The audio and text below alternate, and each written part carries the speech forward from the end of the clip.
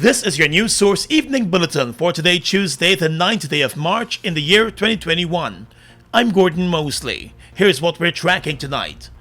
Opposition leader Joe Harmon has issued a call on President Irfaan Ali to begin the consultation process to confirm Justice Unit Cummings as the substantive Chancellor of the Judiciary and Justice Roxanne George as the substantive Chief Justice.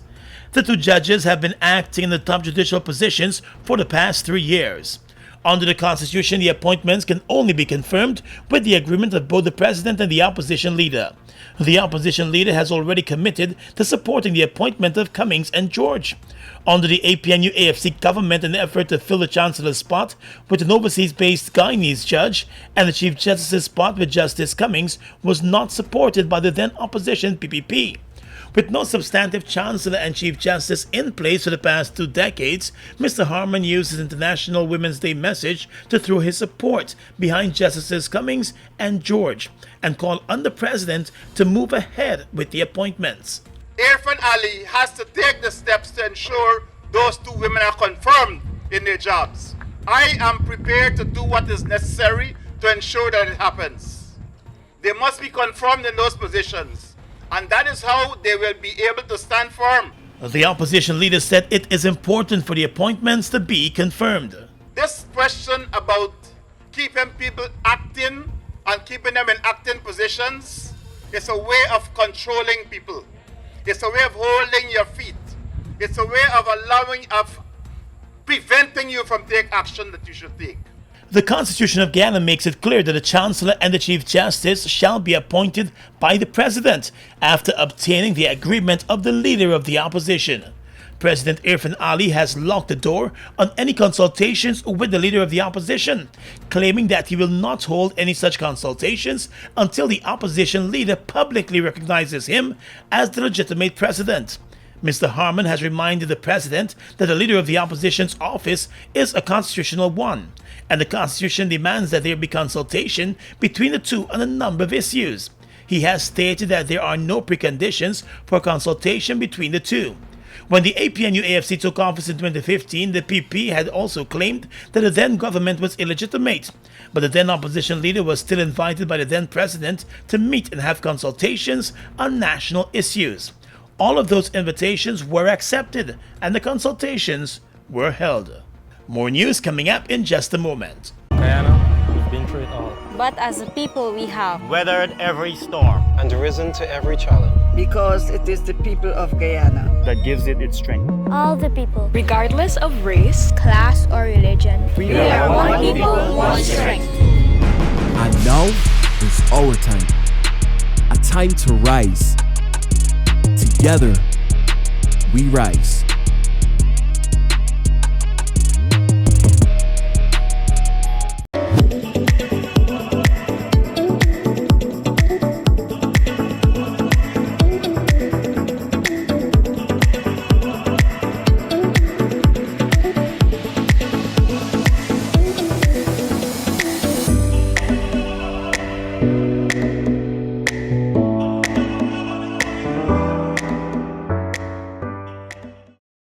This is Annie Bina. She's a clothing designer. She also likes to hang out with her friends. However, a life-changing event is about to occur. The mosquito that bit Annie Bina is infected with a tiny worm that causes lymphatic filariasis, also known as filaria. But what is filaria? Filaria is a disease that affects a person's lymphatic system, causing legs, arms, breasts, or scrotum to swell and eventually remain in a swollen state that cannot go back to normal. Filaria shows no symptoms during the early years. Untreatable chronic symptoms can appear as late as 20 years after infection. Since there are no symptoms in the beginning, most infected persons do not know they're infected, like Annie Bina. When the symptoms begin to appear, nothing will be able to make them disappear. Are you sure that you've not been infected like Annie Bina? What can you do then, since you see no symptoms? Take your pills. Prevention is the best cure. A message from the Ministry of Health in collaboration with PAHO WHO. We are legions of men standing strong, but never too proud to stoop and help someone. We must send a clear signal to all. Do right. Walk in upright ways, knowing that's what being a man is all about. And ever aware that things will only get worse when good men do nothing. Stand strong. Be the one to live right. Mom, what are you doing with GPL on your list? Child, you forgot I have to pay GPL? You got time with GPL? I have to keep these lights on. The customers who think in that manner and refuse to honor their obligation to GPL are obviously not playing their part in ensuring quality service delivery. So, I will continue to pay my GPL bill on time, every time. I recognize the value of your point, Mom. You were right.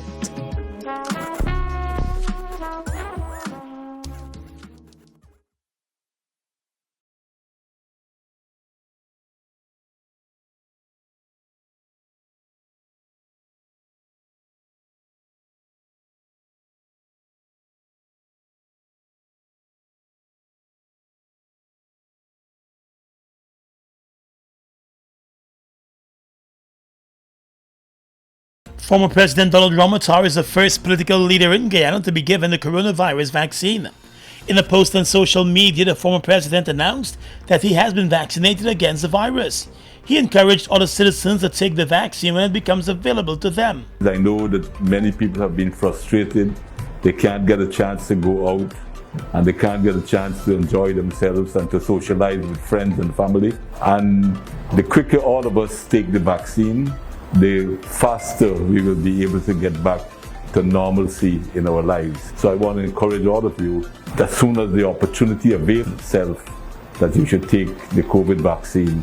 The former president said by taking the vaccine, citizens will also be contributing to the country making a faster recovery. Later this week, Guyana will mark 1 year since the first case of coronavirus and the first death were recorded. The country has recorded more than 8,500 cases since then, with more than 200 deaths. The recovery rate remains at more than 99%, however. The Ministry of Health is currently in the process of rolling out a nationwide vaccination program. The country has already received just over 100,000 vaccines, and another 100,000 vaccines are expected soon.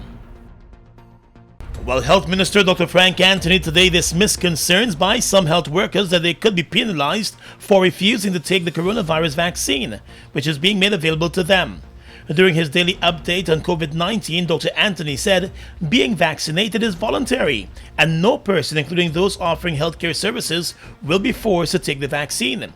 He reminded, however, that healthcare workers who are on the front line are being encouraged to be vaccinated because of the nature of their jobs and possible interaction with COVID-19 patients.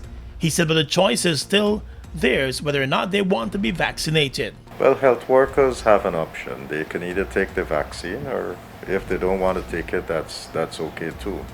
But our job as a ministry is to, and as a government, is to be able to offer them the vaccine, and it's their choice whether they like to have the vaccine or not. You would recall that the president has said that we are not making this mandatory, but I'm very sure that health workers, nurses, doctors, other people in the health sector, they understand that because they are more at risk because of their interaction, that it would be wiser to take the vaccine because it's protective. The Ministry of Health started its vaccination drive with health workers at the Georgetown Hospital more than 2 weeks ago.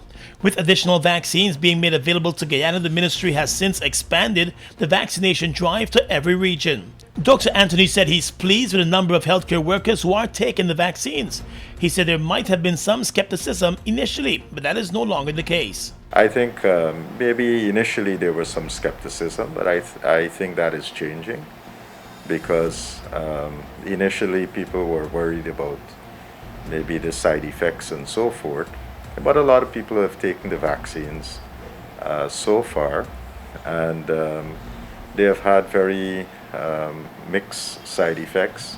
Most of those are things that you would expect with any injection. Persons over the age of 60 are also being encouraged to take the vaccine since they stand the greatest chance of becoming severely ill if they contract coronavirus. Our priority list right now is for us to give to healthcare workers, both in the public and private sector, and older people, people 60 years and above. Guyana has so far received 103,000 doses of the COVID-19 vaccines. In the coming days, the country is expected to receive an additional 100,000 vaccines. Let's tell you now that former Finance Minister Winston Jordan is denying that he colluded with NISIL investing a property to BK Marine Incorporated. The property in question is situated in North Cummingsburg, Georgetown, and is reported to have been valued at approximately $5 billion, according to the Attorney General. The government, through the Attorney General Anil Nandlal, recently initiated legal proceedings to repossess the prime waterfront property. Former Finance Minister Winston Jordan, former CEO of NISIL, Colvin Heath London, and NISIL are defendants in the matter. The Attorney General is contending that Jordan, in collusion and in conspiracy with NISIL, acted in a reckless and negligent manner, investing the property, having full knowledge and being aware that BK Marine Inc. only paid 10% of the undervalued purchase price. In his statement of claim, the Attorney General explained that the government of Guyana is and was at all time the owner of the North Cummingsburg Georgetown property by virtue of Transport Number 530 of 1947.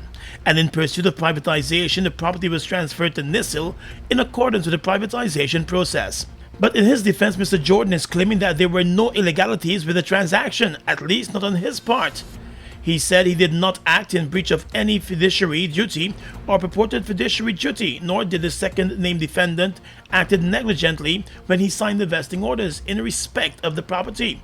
In the court documents, Mr. Jordan's attorney, Royce Dilford, noted that the institution of the legal action against the former finance minister is indicative of political harassment and persecution of political rivals. Senior counsel Royce Dilford said the Attorney General is using the legal system to engage in a baseless, vile, and unmeritorious political witch hunt against the former finance minister, and this is evidenced by his failure to institute legal proceedings in respect of persons or companies who acquired large plots of valuable land at highly undervalued prices. In addition, Mr. Jordan is claiming that he was the minister with responsibility for public corporations and was authorized under Section 8 of the Public Corporations Act to carry out the transaction. The transaction to sell the property to BK International actually started under the PP Civic government when an agreement was reached. Since getting back into power, the government has launched a repossession campaign for state land sold under the former APNU AFC government to businessmen. Those businessmen who appear to have shared close ties with the former government appear to be the ones mostly targeted. Police investigators in West Demerara have issued a call for anyone whose motorcycle may have recently been stolen to visit the Ridden Hoop police station to see if any of a number of recently recovered motorcycles belongs to them. The Guyana Police Force today reported that it recovered a total of 30 motorcycles and 4 frames from a workshop of a Port-Joint welder fabricator during a police operation. The bikes are suspected to have all been stolen. The police visited the workshop after receiving reports that it was a hotspot for stolen items. The 26-year-old welder fabricator was arrested along with his father after the search by the police unearthed the 13 motorcycles and the Taurus revolver. The police said the suspects were unable to provide answers about the ownership of the bikes. All of the seized motorcycles are at the Ridden Hoop police station. The Guyana Revenue Authority is remaining silent after accusations surfaced over the weekend that the GRA was accusing oil company Sol of cheating the duty-free tax system. While Sol has responded to the allegations, denying them completely, the Revenue Authority has made no formal statement on the issue. News source understands that when there were concerns that Sol was bringing in more duty-free fuel for companies than they requested, the company hired a third-party auditor to conduct a full probe. That probe reportedly cleared the company of any wrongdoing. Still, information was leaked by the GRA about the possibility of a probe of the operations of the company. Senior officials at Sol were left confused by the accusations, since the Revenue Collection Agency was made aware of the findings of the independent probe and had only recently issued the oil company with duty-free payments that were owed to the company. In its statement over the weekend, Sol said it is compliant with the duty-exempt importation regulations. The company has called the statements made against it as libelous and damaging. Guyana, we've been through it all. But as a people, we have Weathered every storm. And risen to every challenge. Because it is the people of Guyana That gives it its strength. all the people, Regardless of race, class, or religion. We are one people, one strength. And now is our time. A time to rise. Together, we rise.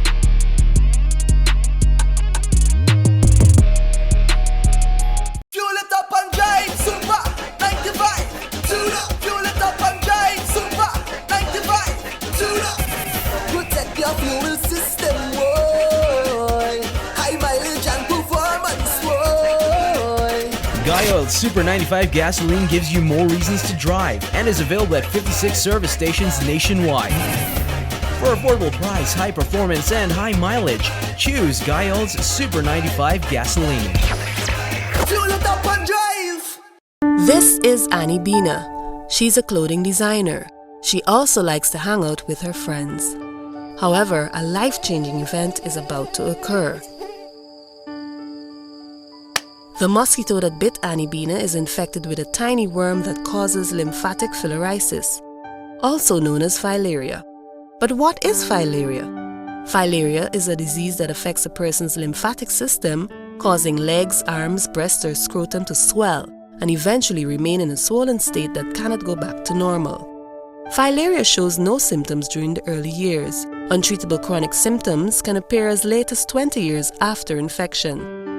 Since there are no symptoms in the beginning, most infected persons do not know they're infected, like Annie Bina. When the symptoms begin to appear, nothing will be able to make them disappear. Are you sure that you've not been infected like Annie Bina? What can you do then since you see no symptoms? Take your pills. Prevention is the best cure. A message from the Ministry of Health in collaboration with PAHO WHO.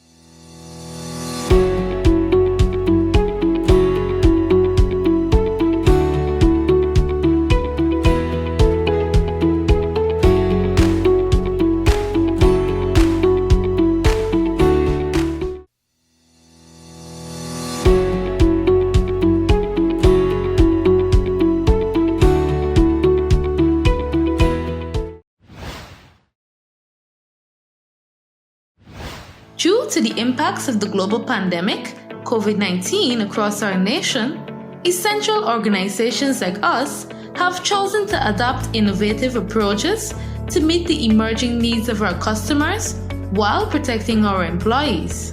Here are some quick tips to make managing your GPL bill easier while we practice social distancing. To register for electronic billing, you can use the e-billing tab on your website.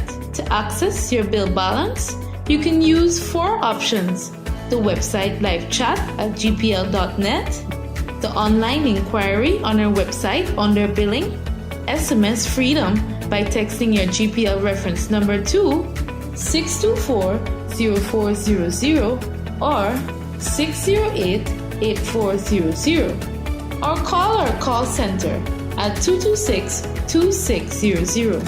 A message from the Guyana Power and Light Incorporated. Across the region tonight, let's begin in Jamaica, where the finances of the University of the West Indies, Mona, are in jeopardy. A state of affairs which the chairman of the campus council, Earl Jarrett, admitted is threatening the viability of the largest university in Jamaica. The country's Minister of Education, Youth and Information, Fayval Williams, at a meeting of the Standing Finance Committee of Parliament on Thursday, said the government would allocate $9.2 billion Jamaican dollars to help fund the UWI in Jamaica. Indicating that the UWI had been pushing for the government to allocate more funds, the education minister said that within the context of its budget, the administration was unable to provide more financing. However, the principal of the UWI Mona campus, Professor Dale Weber, said the contribution from the government was not enough and leaves the university with a 40% shortfall to keep the campus operating. Across in neighboring Brazil, a Supreme Court judge has annulled the conviction of ex-President Luiz Inácio Lula da Silva, opening a path to a possible run for the presidency in 2022. He was convicted following an investigation into a huge bribery scandal dubbed Operation Car Wash. But Supreme Court Justice Edson Fachin said the court that had convicted Lula had lacked the necessary jurisdiction. The Prosecutor General's office said it would appeal against the annulment. Lula, who governed Brazil between 2003 and 2010, is a towering figure in left-wing politics in Brazil and beyond. He's also the most senior politician to have been convicted as part of Operation Car Wash, the corruption scandal which brought down dozens of politicians and business leaders across the country, but which by some, including Lula, has been denounced as a political witch hunt. And finally tonight, international news. The U.S. government is granting Venezuelans who are living in the U.S. temporary protected status. The decision will allow hundreds of thousands of Venezuelans the chance to stay and work in the U.S. legally. It will apply to Venezuelans already residing in the U.S. as of the 8th of March 2021 and will be in effect for 18 months. The Homeland Security Secretary Alejandro Mayorkas said the living condition in Venezuela revealed a country in turmoil. Granting Venezuelans TPS has been one of the U.S. President Joe Biden's campaign promises. An estimated 5.4 million Venezuelans have left their homeland in recent years to escape a worsening political and economic crisis. The health service has collapsed, opponents of the government have been jailed and mistreated, and inflation has soared. Under the provisions, Venezuelans in the U.S. have 180 days to register, and if they meet the criteria, they will receive work permits and be allowed to legally remain in the United States. And that's your News Source Evening Bulletin for tonight. I'm Gordon Mosley reporting and encouraging you to continue to be safe.